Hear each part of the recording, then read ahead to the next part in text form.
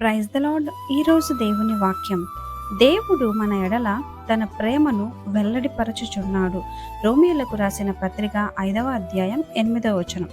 మనం ఒకరి దగ్గర దయ పొందాలంటే, ప్రేమ పొందాలంటే మనం ఆకర్షణీయంగా ఉంటూ, మంచిగా ఉంటూ, నచ్చిన పని చేస్తూ, చెప్పిన మాట వింటూ వారికి అనుకూలంగా ఉండాలి. అయితే ప్రభువు మనం అందంగా లేకపోయినా, మంచివారం కాకపోయినా, లోబడనొల్లని వారం అని ఎరిగి కూడా ఆయన మనల్ని ప్రేమిస్తున్నారు. ఎంతగా అంటే మనం పాపులం అని ఎరిగి మన కొరకు ప్రాణం పెట్టే అంతగా ప్రేమించారు. తన ప్రేమను వెల్లడిపరిచారు. అయితే ప్రాణమే పెట్టా కదా అని ఇంకా ప్రేమించడం ఆపేశారా? లేదు. మనం ఆయన ప్రేమను ఎరిగి పరిపూర్ణులం కాకపోయినా కూడా తన ప్రేమను మన ఎడల వెల్లడిపరుస్తూనే ఉన్నారు.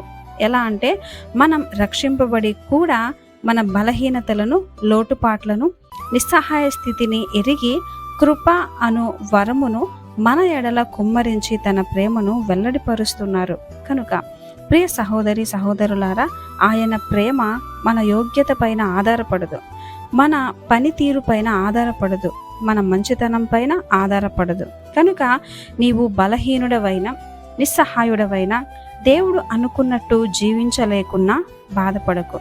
దేవుడు నీకు అధికమైన కృపనిచ్చి తన ప్రేమను వెల్లడిపరుస్తూ ఉన్నాడు. నీ మార్పు కొరకు ఆయన ఓర్పు కలిగి ఉన్నాడు. ఆమేన్.